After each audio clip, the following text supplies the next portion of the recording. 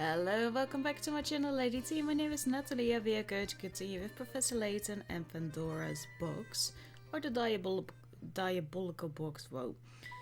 Wherever you are in the world, it's the same game. Just a different title. The story so far. The Voluntary Express has pulled into the quiet farming village of Dropstone. Upon arriving, it appears that Dropstone is in the midst of celebrating its 50th anniversary. To pass the time, Layton, Luke and Flora decide to ask around for information on the Elysian box. Okay, I do want my sound a little bit... Thank you. Oh, what a cute little farm. Yes, and the weather is so nice that even the animals grazing in the fields seem to be in a good mood. This seems like the perfect time for a quick puzzle. See if you can solve this one.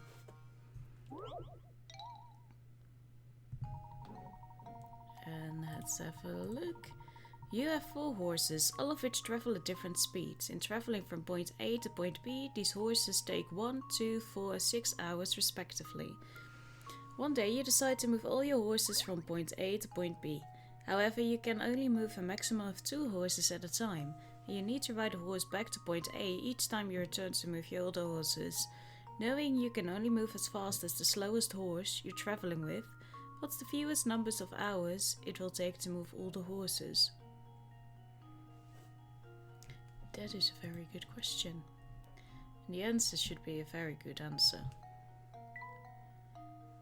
One that we're not going to break our heads over. And there we go, it's correct. Layton's apprentice strikes again. That's right, just... yeah, I'm fine with that. Okay, good luck, have fun with that. The animals out on the farm look like they're really enjoying the sun. Of course, Luke, animals enjoy nature's glory as much as you and I do, if not more so. And another tiny part. I think I'm building this wrong, but... oh, or maybe not. We'll see. We'll see. This is such a tiny part that that can be stuck anywhere. Got a new ingredient here, but... oh, help. Help? I'm feeling less than my best. Will you make me a tea with oasis leaf, brisk berry and citronia seed? That was this, right?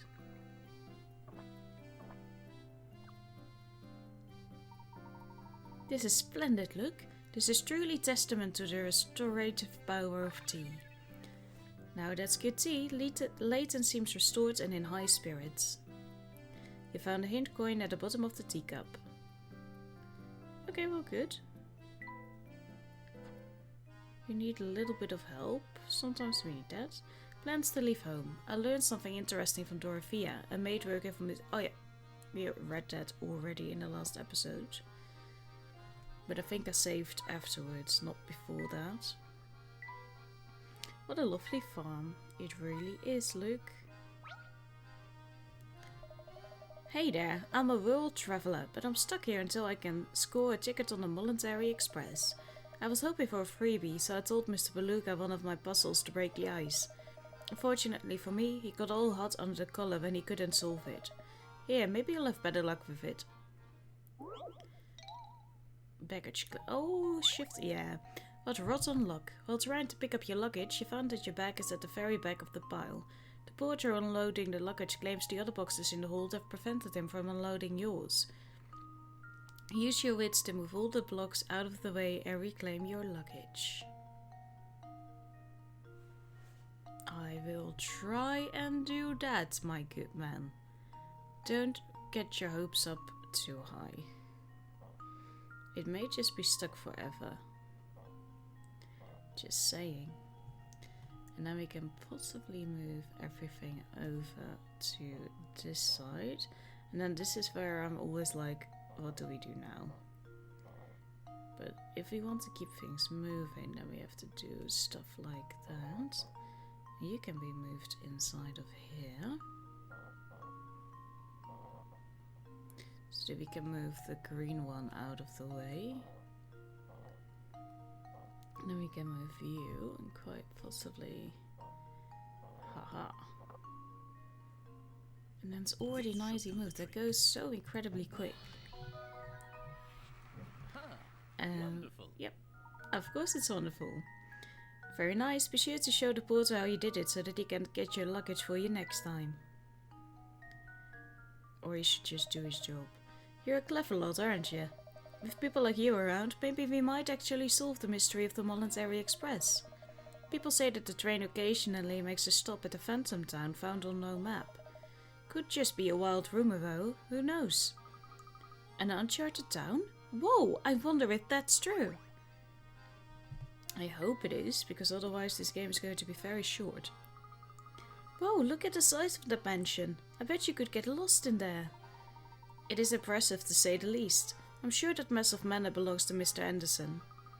So that's where Inspector Chelmy and his assistant went, right? I'd like to see this place for myself. Can we go and take a look?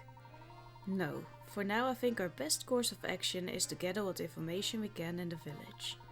Besides, I imagine the Andersons already have their hands full with their current guests. Probably. A hint coin.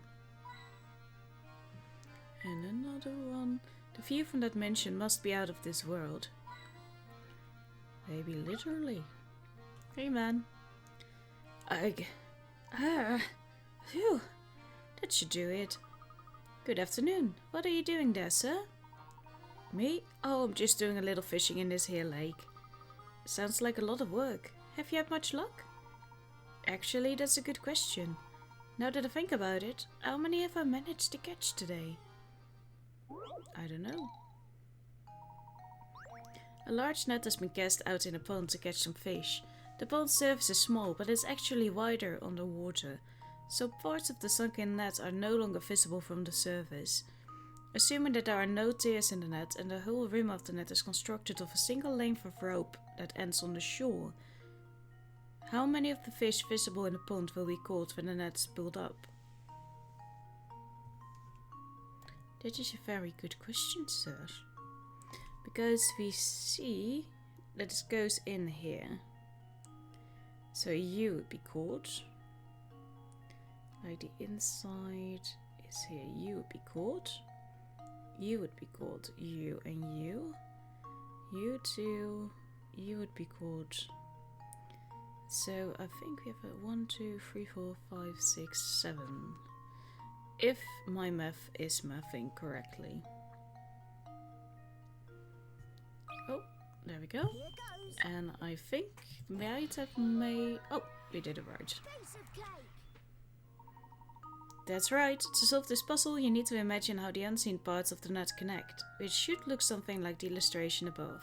As you can see, the net will catch a total of 7 fish.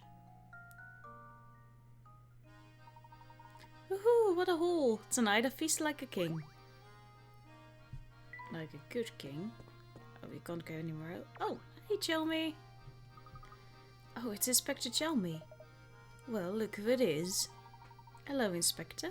Are you returning from the Anderson estate? I don't know where you get your information, Layton, but you're as sly as a fox. As a matter of fact, I did just come from there, but Mr. Anderson himself wasn't home. Seems he's off presiding over some livestock competition or other. A likely story, I'm sure. Oh, curious. Have you found a connection between Mr. Anderson and the case you're investigating? Not that it's any of your business, but perhaps you can be of help. I'd heard rumors that he had tried to find his Elysian box in the past, so I went to talk to him. But when I got to the house, the butler told me he wasn't home and that I should leave at once. Can you believe it? Mind you, I wouldn't be surprised if he was just pretending not to be at home. I went out of my way to go up and see the man. The least he could do is offer me a cuppa. But why would Mr. Anderson be interested in the Elysian box in the first place? It's anyone's guess, look. We won't know more until we can ask him in person. In that case, I suppose we should head over to the livestock competition Mr. Anderson is judging. Fine. Let his baronship roll around in the mud with his precious cows. I shall be elsewhere. As far as I'm concerned, the whole thing's nothing more than a frivolous distraction for the rich. I can only assume his obsession with the box stems from the excess of time and money on his hands. If you see anything that might help this investigation, report it to me straight away, you hear? We are always happy to cooperate, Inspector. Now please excuse us. Fine, off you go. Come along, Barton, we've got work to do. Not the good work, but Hmm? Oh, yes, sir. Alright, we better hurry back to the competition grounds. I love that the game keeps telling us these obvious things.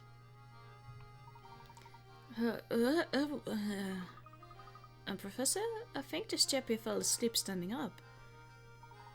Judging by his uniform, he must be a security guard. I certainly don't approve of sleeping on the job. But parameter secure. Please confirm identity by solving this puzzle. Okay. I mean, I'm here for a puzzle. 3 loops of rope are tangled together with a single red rope that has been tied in a very loose knot.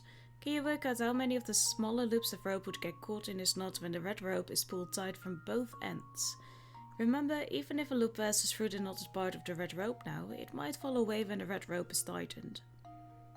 I'm not good at this shit. I think the orange might get stuck.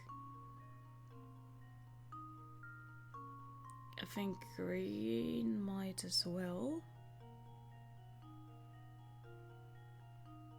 I think blue would fall off. So I think 2 would get caught, but is that... It's not that many pickerheads, so that often means that the answer is less obvious than you think, or so obvious that you don't think of it at all. A true gentleman leaves no puzzle unsolved. Whoa, whoa, whoa. Good thinking. Not a single loop will become truly entangled in the knot it forms. When you pull the red rope and form a knot, 1 loop will fall away and the other 2 will hang from the red rope, free of the knot. Correct answer confirmed. Well done, sir. He must be hopelessly addicted to puzzles if he's talking about them in his sleep. Even I don't do that. I don't believe that.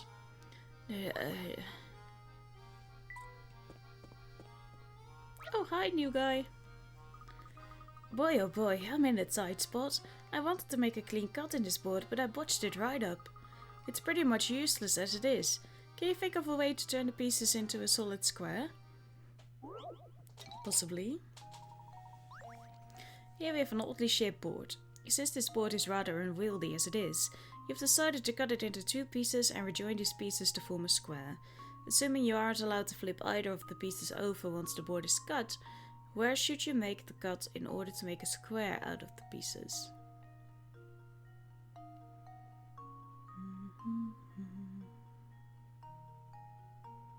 So you must have to do something with the little square over there.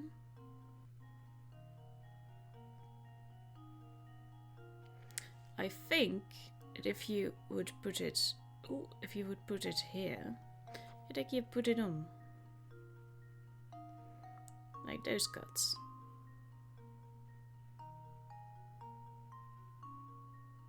Are they going to accept that answer? And now to test Or did I my make too theory. many cuts? No, we did it! Woo! There we have it. Thank you. Excellent. Easier than it looks, isn't it? It actually was, yeah. Woohoo! That so did the trick. Thanks. Now I can finally get back to building the shed. And we got a screw pod. I think we're actually going to might be able to finish the camera before we leave this town.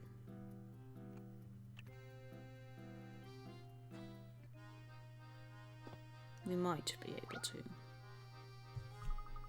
Oh, hi there. I've got another board problem on my hands. Here's the shape I'm going for this time.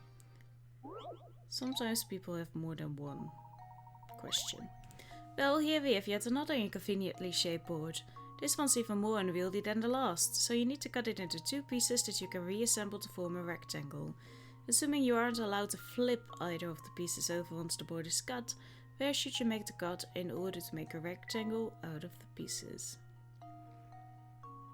That is a very good question. So it's going to be 4 by 5. We already have 4 down there. So you have to flip it at some point at the very least.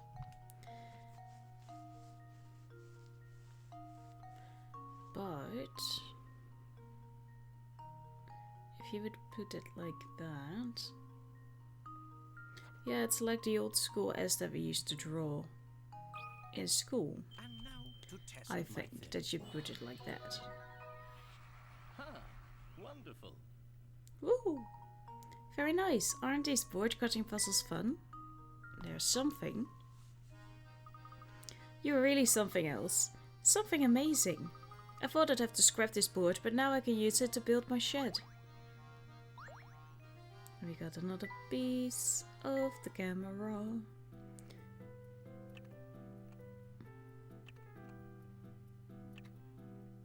Okay, that fit perfectly. And I think Luke needs help this time. I'm exhausted. Could you make me a tea with some oasis leaf and a double dose of briskberry? We already have that for you.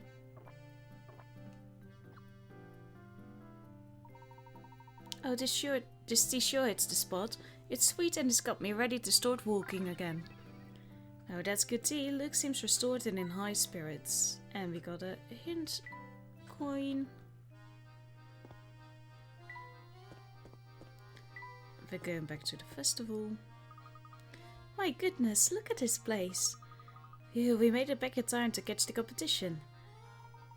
If we've been informed correctly, Mr. Anderson is touching the entries. So he should be somewhere around here, right? Indeed. I wonder which of the gentlemen walking around here is our man. Uh-oh.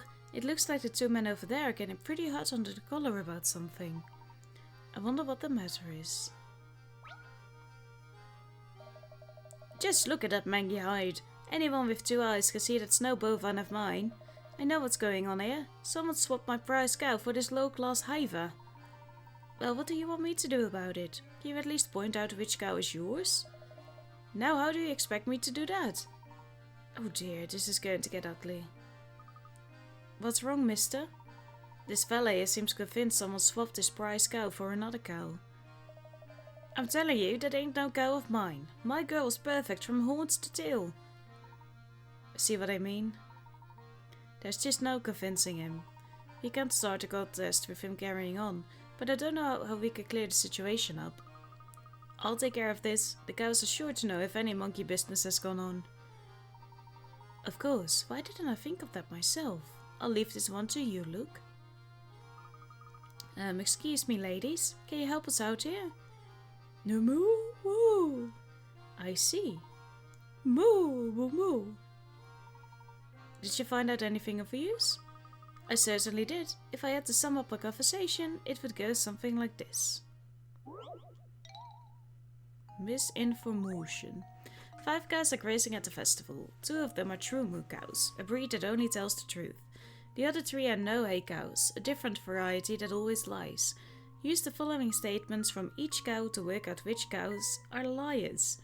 Touch a letter to mark it with an X. Okay, 3 are liars. D is a no-hay, I promise. Oh no, C isn't a true moo cow. A ain't a no-hay cow. No way. E's a no-hay if they've ever seen one. B is definitely not a true moo. Oh my gosh.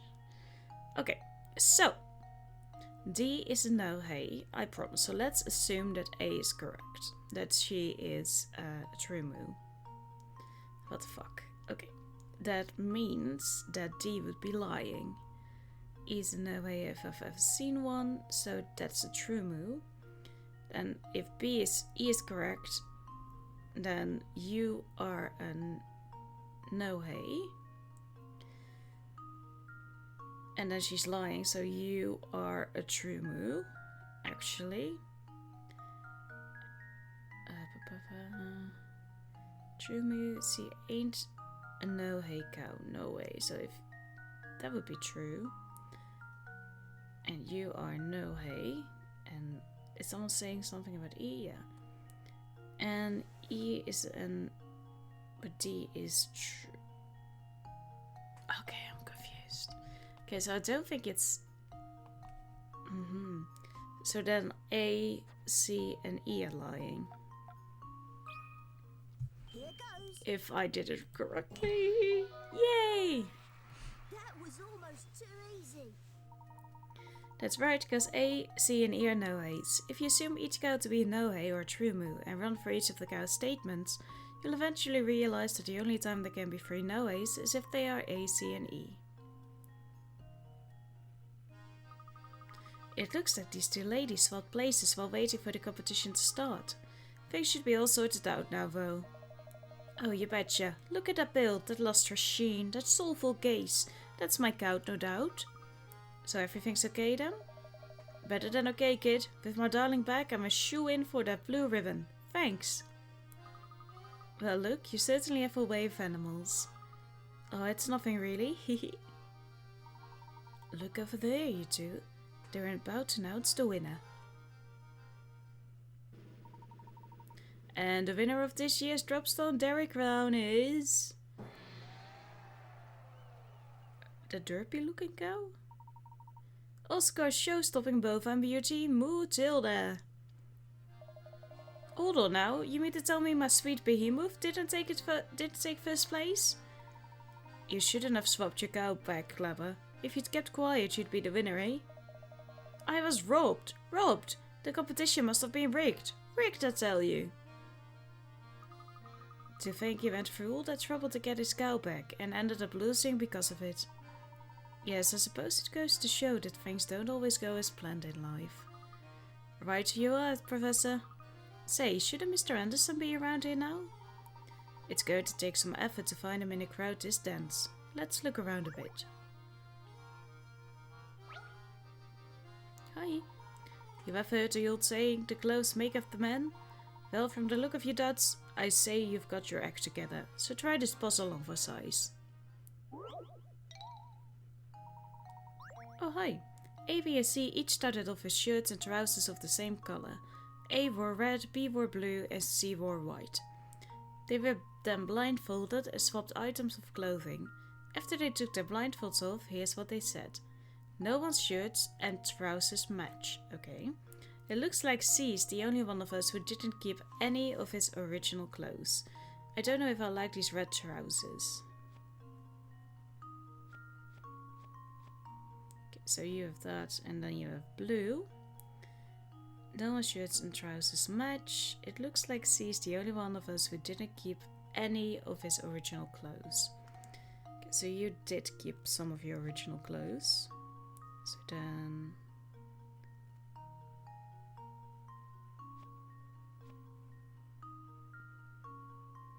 and now you can keep that original shirt.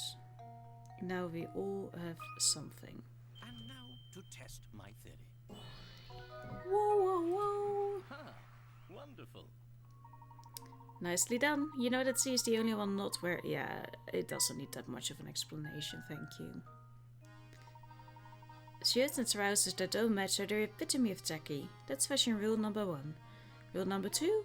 No one can pull off sequins. But with that swish suit of yours, you're golden. No swanky nightclub will tear you away, I guarantee it.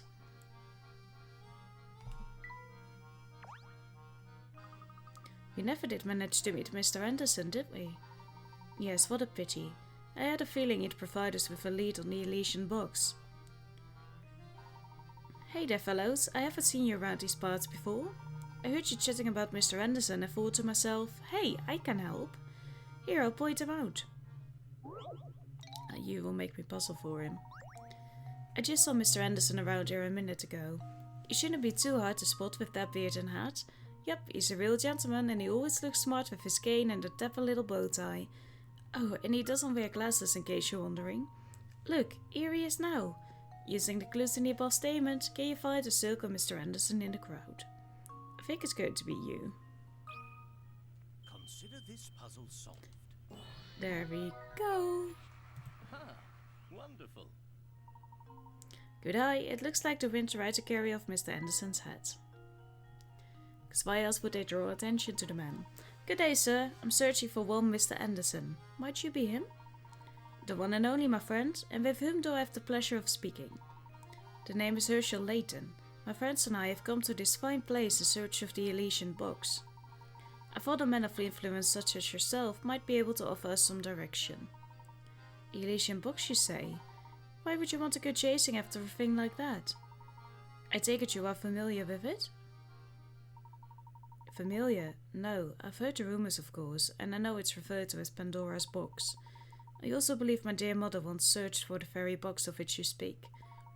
Interesting. Please elaborate. Ah, well, my birth mother died when I was very young. The mother I speak of is actually my mother-in-law, Sophia. She founded this village way back when. The kindest soul I've ever met. Sharp, too. I married into her family, but she treated me like her own flesh and blood. Since I never knew my own mother, I suppose it would be fair to call Sophia my real mother. Even after my wife passed away, Sophia continued to treat me as one of her own. Sophia looked high and low for that box, but she never could find what she was looking for. So she made efforts of her own to search for it? Fascinating. Tell me, where might Sophia be now? She left us last year. In her last days, she spent a lot of time holed up in her room, writing. Sadly, I never found out why she was so intent on getting her hands on that box. I see. I'm sorry for your loss. Thank you. Well, my mother may have known something about the subject, but she's gone now. Now you know as much as I do. I regret that I couldn't be more help to you, sir. Not at all, Mr. Anderson. I've learned a great deal from our conversation. You have my thanks. Oh, one big thing before you go, Mr. Layton. Please take a look around you.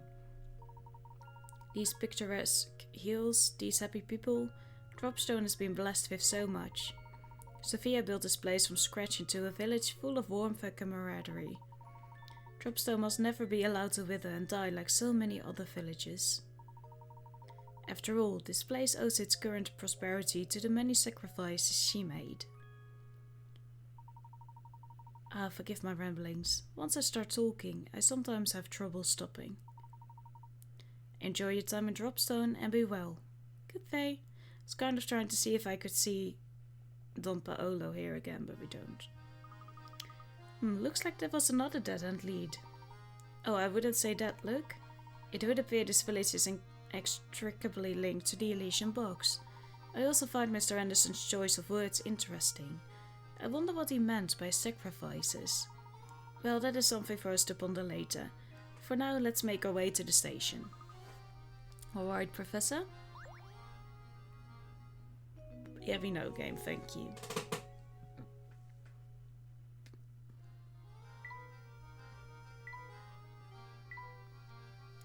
I finally spoke to Mr. Anderson at the site of the livestock competition. It seems his mother-in-law had searched for the Elysian box before her passing, but Mr. Anderson doesn't know why she was so intent on finding the box. It's clear to me now that the Elysian box and Dropstone are inextricably linked to each other, for I don't fully yet understand why. Hello? Oh dear, the train's scheduled to depart any minute now and she's still not here. Everyone's effort will have been in vain if she misses her train out of town. Oh my. Maybe women just need more time to get ready for things like this. Oh, why must she make me worry? Excuse me, but are you waiting for someone? It's none of your business. We haven't even told the master about what we're doing. Look, perhaps it's best to leave him be. Sometimes it's best not to barge into the affairs of others. Well, if he doesn't want us to talk to him, maybe he shouldn't be thinking out loud. There's something to say for both sides. Hi. Oh dear, I forgot to get apples for tonight's meal. Say, that reminds me of a puzzle I once heard. Would you care to hear it, sir? Sure. Johnny and Thomas are each carrying some apples. If Johnny gave Thomas one apple, the two men could each have the same number of apples. Conversely, if Thomas gave Johnny 2 apples, Johnny would have 3 times the number of apples that Thomas has. So, just how many apples are each of the men holding? If Johnny gave 1 apple to John, the 2 men would each have the same number of apples. So, say you have 3, you have 1. And if you give 1 to 1, then it would be 2 and 2. Because if Thomas gave Johnny 2 apples... Okay, but he can't give 2 apples if I only give him 1. 5... and 3. Then we go to 4 and 4. If Thomas gave Johnny 2 apples, Johnny would have 3 times the number of apples that Thomas did. So if you... Yeah, but that also doesn't work, because then you have 1 and then you have 7. Okay, but Thomas needs to be able to give 2 apples. So we go up 1. So then you have 5 and 5. And otherwise you have 2 and 8, but then it's 4 times as many. Okay, then we go up once again. 7 and 5, and then you would get 6 and 6. Otherwise you would have 3 and... there we go. So... What did we say? Wait, you start with 7 and you start... Oh. Game, come on.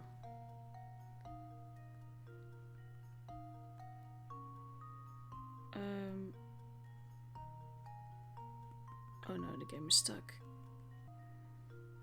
Okay, 7 and 5. There we go, now we can do it. At least it saves right in sometimes. Yes, thank you. Nice. Yes, we've done the calculations. Thank you. That's the answer, alright. So, where will you be heading next, Professor Layton? Once the train is in working order, we'll be moving on to the next town. Oh, then I expect you'll run into the young mistress. She's leaving on the Voluntary Express today. Should you bump into her, do say hello. Oh, and remember, please keep Miss Katia's trip a secret from the master. Okay, but at least we know her name now. It's Katia. The place is positively crawling with people, isn't it? Careful, Flora. If you don't watch where you're going, you're likely to run into someone. Oops, sorry. This is all so new to me that I forget to pay attention to where I'm going. Understandable. After all, it's quite different to what you're used to. Well, Flora, you certainly seem to be excited. Just don't stand around gawking for too long, or we might accidentally leave you behind. Whoa, what's that? Oh, and look, there's another one over there. Huh? Professor? Luke? Where did you two go?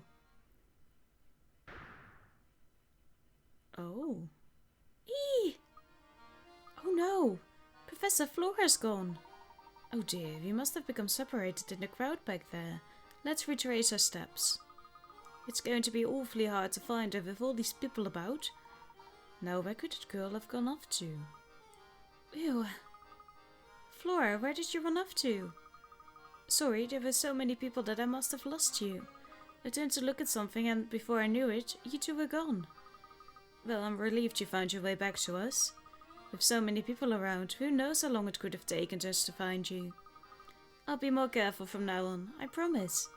Although, you know, I heard a few interesting things while I was wandering around over there. Oh, what did you hear? That a man named Romy was asking around after the Elysian box. If we can track him down, maybe he can tell us something we don't know.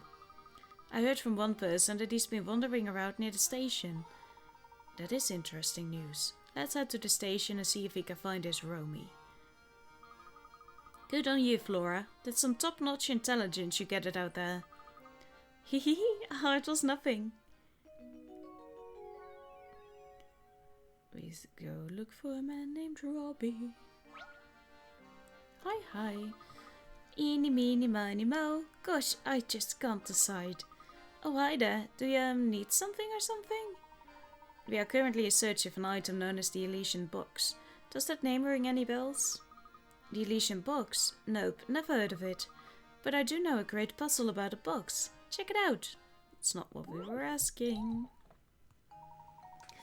You have a box as shown below. Using the white cubes as standard units, the box is 2 cubes wide by 3 cubes long by 2 cubes tall. 2 white cubes are permanently attached to the floor of the box. 3 of the 4 shapes A to D shown below can be placed together in the box to fill the box to the top with no gaps. Find and circle the shape that doesn't fit into the box using the conditions described above.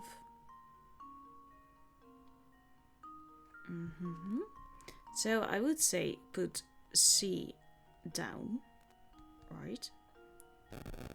Is that one too high or one high? I think the one box. And then 3 by 3. So the only one you would put out is D. But that's so obvious that it's... Is it too easy? Or... No, it's correct. Okay, great. And there we have it. I think we only needed 10 picarettes for this one. Jeepus, you must be some kind of puzzle genius. Alright, what did you want to know again? I was wondering if you might know anything about the Elysian books. Let's see. Nope, I haven't got a clue. If I were you, I'd try asking someone else. I see. But thank you for trying, I guess. Hello, man. Hey there, good seeing you again. Tell me, how's the festival treating you? Make sure you enjoy it all while you can, eh? Truth is, I'd like to be out there having fun with you, but I've got posts to deliver. The direction I received for my deliveries were a bit vague, though. Maybe you could help me. I will.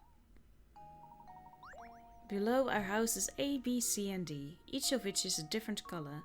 Decipher each house's color from the following clues. The red house is closer to the pine tree than the blue house. Okay, the yellow house is closer to the lake than the green house. The green house is closer to the power lines than the blue house, and D is either yellow, blue or green. Okay, the green house is closer to the power lines than the blue house, so let's just put you over there. What was said about blue?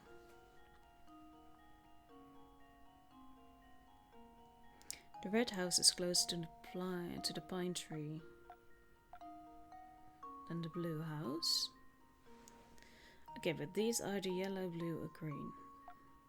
So if you put red over here,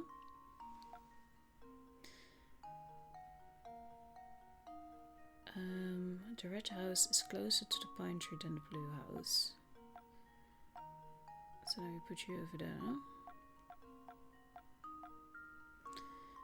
The red house is closer to the pine tree than the blue. That's the case now. The yellow house is closer to the lake than the green house. Might be. The green house is close to the power lines than the blue house. Okay, I think that we have it now. Because I think that yellow might be close to the lake over there. A true gentleman leaves no puzzle unsolved.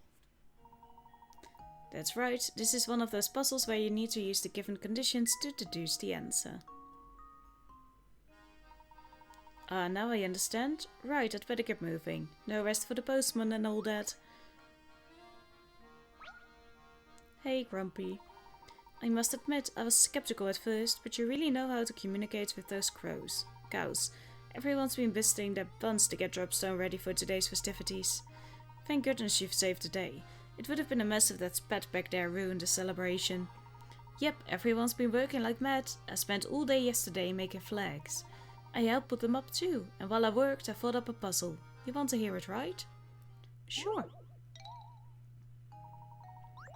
You have a pristine white flag that you want to die into 3 sections as shown below. You have 3 dice. Now 2 adjacent sections of the flag can be the same color. Each section can only be one color and you can't change the number or size of these sections. How many, if you aren't allowed to mix the dice, how many distinct flags designs are possible? Well, quite a few actually.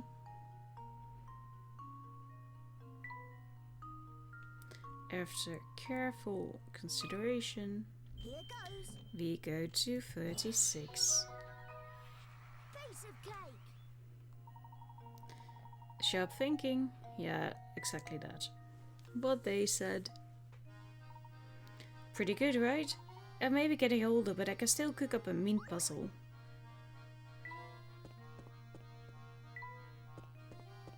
I wonder what happened to Flora, because she was obviously grabbed. The game is like, nah. This whole festival's been put on by the Andersons, the wealthiest family in the village. As you are new here, let me fill you in on that family. The Andersons live in a mansion at the north end of town. Makes you turn green with envy, eh? Anyway, Mr. Anderson has a young daughter who's grown up to become quite a beautiful young lady. Her name is Katia, and she's the most unusual combination of both beautiful and sweet. Plus, I hear she's very respectful towards her father, unlike most youngsters. The only thing kids these days love more than talking back to their parents are those baggy jeans. Oh, sorry, I do believe I've gone off on a bit of a rant. Did you need something for me? It's not good if you wear baggy things, it's not good if you wear slim things. Actually, yes. Tell me, madam, have you ever heard of a rare antique known as the Elysian Box? That name's new to me. I can't help you at all, so will you leave me alone now? Oh, but you know, you did just remind me of a gem of a puzzle I know that concerns a box. Everyone gets really defensive once they hear about the box. The two boxes shown below are actually the same box shown from two different angles, using the visible faces as a guide to reassemble the pattern. Okay, and we may have to turn some things around. Okay, the heart. Let's start there, because when we fold the box, it's supposed to come over here, but then you need to, I think, put it, yeah, because then it would fold good. And then we have a triangle beneath you and pointing the other way, but it will once you flip it. And then to get that one pointing at your head, you need to be down that way. Circle doesn't really matter, but we need to establish where you go. And to be attached to you, I think you will need to go there. I think you're right that way, and this one doesn't matter. I think that we got it right. Yay! Wonderful. Good job. No, it wasn't that difficult, but I liked that challenge. Well, hang me on the washing line and call me a bath mat. I never thought you'd solve that one. You seem like a nice man, so I'll be straight with you. I wouldn't talk about that box in these parts. But why? Well, it's complicated. Now I've given you my advice, so smarten up and follow it. Okay, lady. What, you still here? Hound me all you like, but all you get for your trouble is another puzzle. I mean, I'm here for it. In the far-off country, there's a king whose favourite pastime is showing off the latest possessions he's collected. The subjects of the kingdom are forbidden from purchasing new items until the king has owned them for a month or so. Only once he's tired of his new purchase can the common folk finally buy that item for themselves. However, the other day the king bought a new item that had him all but commanding his subjects to buy one as soon as possible. Circle that item. You can't use a phone without other people, so... To test my theory. And there we go. Wonderful. That's correct. The telephone is the answer. After all, a phone isn't much use if there's no one on the other end. That's true. Don't think you're hard stuff just because you solved some piffling puzzle. Still, watching you twist your brain for the answer was fun in its own way. Nice work there.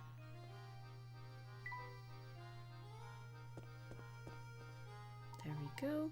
Oh, Mr. Layton, do you have a moment? Certainly. How may I be of assistance? It seems you've done a great deal of investigating today. Tell me, during the course of your inquiries, you didn't hear anything about my daughter, did you? Your daughter, sir? Yes, Katia. You see, she hardly ever comes home since her grandmother Sophia passed away. Sophia and my daughter were very close, so her death came as a great shock to Katia. If you should see her, would you please tell her that her father wishes she come home? If a fine gentleman such as yourself delivers the message, she just might listen. Unfortunately, our train is leaving soon, so I may not be able to be much help at all. Katia is our only child. She means everything to me, and I'd be forever in your debt if you could help me. I wonder what kind of person this Katia is. Your guess is as good as mine, but judging from her family and upbringing, I'd imagine she's both beautiful and refined. Steady on, Professor. He was relaxed. I heard that you've been inquiring around the village about an antique known as the Elysian Box. Oh yeah, that thing. People say it kills whoever manages to prise open its lid. Pandora's box, they call it. I just found out about it during the course of my travels, but that box isn't what I'm really after. Well then, if I may be so bold as to ask, what are you looking for, sir? A phantom town that's nowhere to be found on any map. A place only the chosen may visit. The only way in, I hear, is on the Voluntary Express. That train and its many mysteries have been a subject of my research for years. From what I can tell, this artifact you're after, this Elysian box, is also tied to that town. Wow, so when can we set out for it? How do we get there? Yeah, that's the one detail I haven't managed to pin down yet. Maybe you whisper a password when you're on the train and whoosh, the track goes in a new direction. Anyway, it's probably something like that. I just have to keep searching until I find a way in. Interesting. Thank you for your time. Professor, did you hear that? I think we finally got a new lead on the Elysian Box. It's a bit early to celebrate, but it looks like our journey on the Voluntary Express isn't over yet. Alright, you two, let's start making our way back towards the station. Okay, Professor. Hi, can we just get on, or? Rumors of a phantom town. Thanks to Luke, the lifestyle competition concluded as planned. On a separate note, the most recent rumors I've heard in Dropstone concern a mysterious phantom town only accessible by the Voluntary Express. Once we're back on the train, I'd like to give the interior another thorough examination to see if there might not be some kernel of truth within these rumors. Yo, you've got at least 30 puzzles under your belt. Who's the rock star now? Okay, so that was good. Oh, there we go. How's that festival treating you, dudes? Pretty righteous, huh? This train isn't ready to move quite yet, so while you're waiting, I'll lay this sweet puzzle on you. Even after I helped with that puzzle.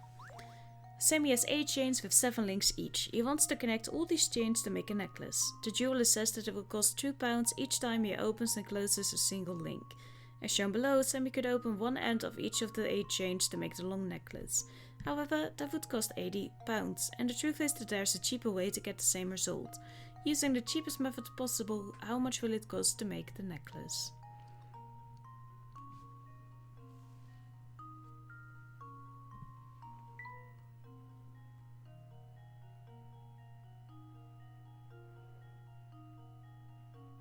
I think 14, because we can do one cheaper, right? Probably. A true gentleman leaves no puzzle unsolved. True. Score. Take one of Sammy's 7 link chains, break each link apart and use them to connect the remaining small chains together, as shown in the illustration. If Sammy uses this method, he can get the necklace of his dreams for only £14.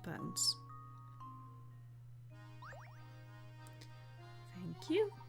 The Voluntary Express is back in business, baby. Get ready to ride, folks.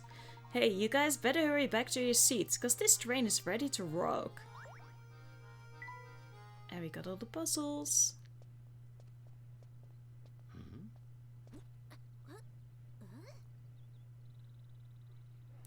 Oh, that's the daughter then, Katia. Thank you so much.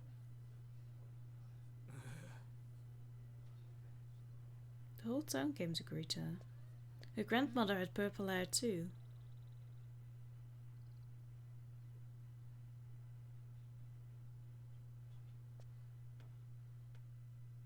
It's really strange being stared at like that.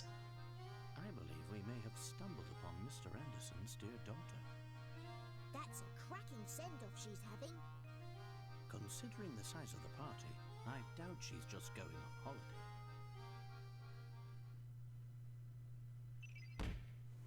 Mystery.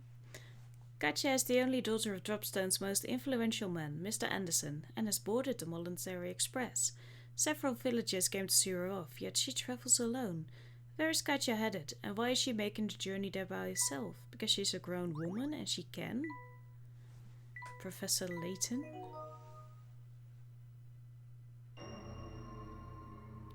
Chapter 3, A Diverging Path. But we're going to start that in the next episode. Thank you so much for watching and I hope to see you then. Have a lovely day. Goodbye. I just can't stop thinking about this phantom town we heard about. Could the rumors be true? Well, the next stop on this line is the perfectly normal town of Luxembourg. Well then, how do we get to the phantom town? That's an excellent question, but I don't have the answer, Luke. But if the Voluntary Express does indeed head for parts unknown, the crew will know something about it.